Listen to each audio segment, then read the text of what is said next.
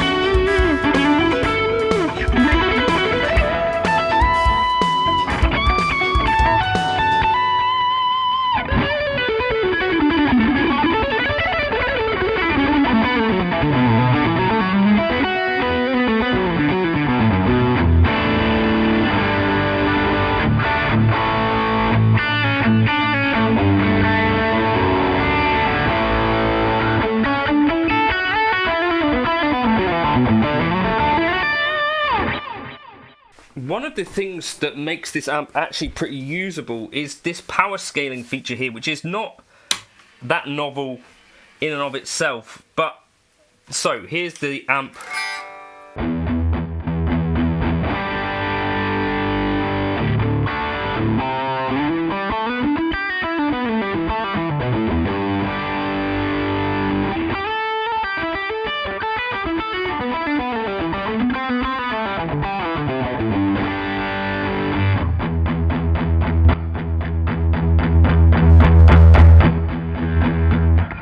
Now getting to the point where it's not really usable at home at all.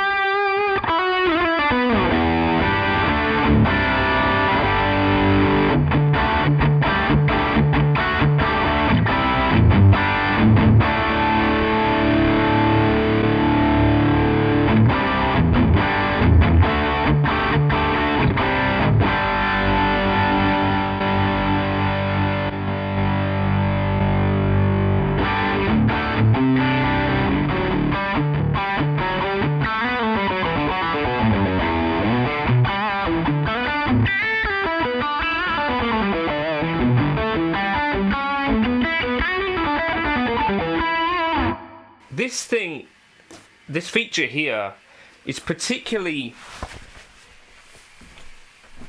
relevant for me because I've just recently been checking out those studio vintage amps that Marshall have brought out. You know, not that recently, but you know, the things that are switchable between 5 watt and 20 watt.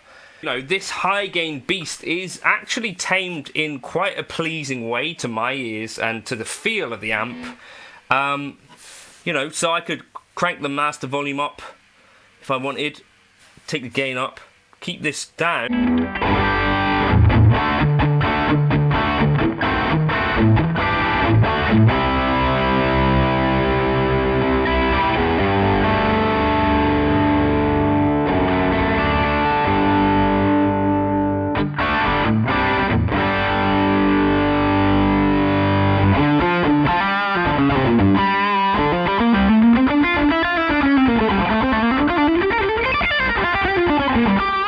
I don't know if it's because it's got bigger transforms or anything, it just in general has a great feel to it.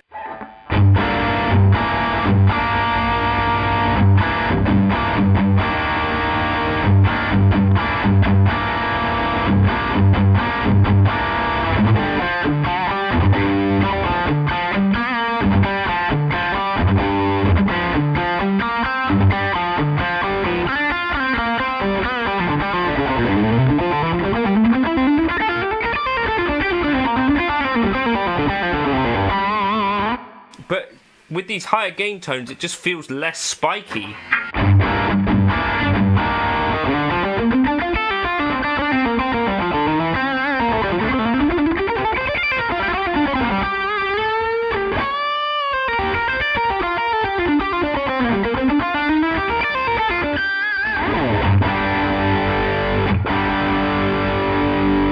And definitely because I've got that amount of control there, you know, I could gig this at pretty much any volume if I was looking for this kind of higher gain tone.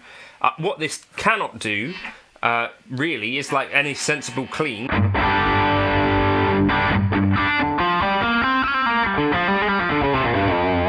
So it's very much sort of like a one flavour deal.